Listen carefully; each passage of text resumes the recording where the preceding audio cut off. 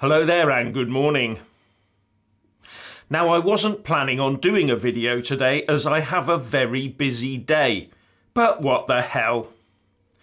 I said yesterday that Theresa May could well be planning to try and get her deal through Parliament again. And guess what the BBC is reporting today? Just that. And the BBC reports that one possibility is that once our MPs have had their own little set of indicative votes to try and form a consensus between them, she may pit her deal against any winning option, should they indeed come up with one. But guess what? She'll lose again. Anyway, the order paper for business in the Commons on Monday has been issued, and Oliver Letwin's slot has been designated to start from about 4 p.m. until 6 p.m. to decide on how to proceed with the indicative vote session, and then from 8 p.m. onwards, MPs will be going through their indicative votes process again, and already there are 8 proposals. These cover the usual: a customs union, the Common Market 2.0, a second referendum, a public vote against a no-deal exit, to seek an extension to Article 50 if no deal is reached, and EFTA and EEA membership. Much of this we've seen before in one guise or another. And there are 2 new ones though. The first is that we somehow leave the EU on the 22nd of May under the withdrawal agreement, but without the backstop. The EU, of course, would have to agree to that, so maybe this is trying to get enough votes to send a message to the Eurocrats.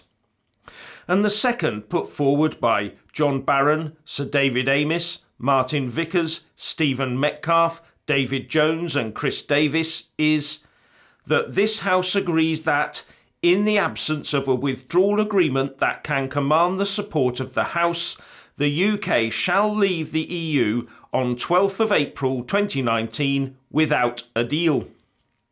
Now, I know which of the above is the most acceptable to true Brexiteers, and remember on Monday will be 11 days from Brexit.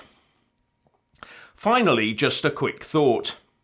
During the last 2 years or so, all I've heard about is demands from the EU and EU27 about controlling our future, having access to our fishing grounds, slicing Northern Ireland off of the rest of the UK, and grabbing partial control over Gibraltar.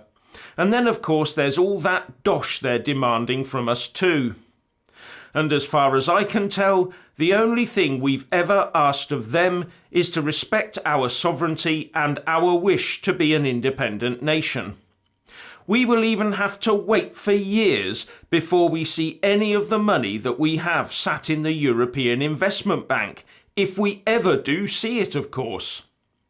Has the UK demanded control over parts of the EU or the territory of its member states? Have we threatened to encroach their fishing waters after we leave?